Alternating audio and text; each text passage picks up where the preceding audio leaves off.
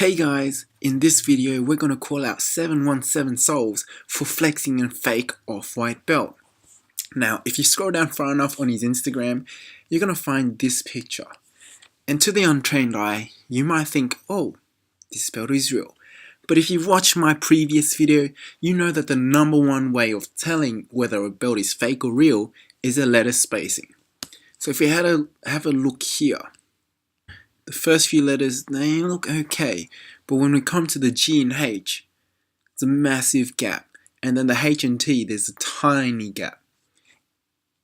If that's not doing it for you, then coming over to system, you can see that the T is disjointed from the E. This is more obvious than the last one where you can see the G and the H, the spacing is very more obvious. Big gap as well as the N and the G right here. What makes this worse is he's offering legit checks for money.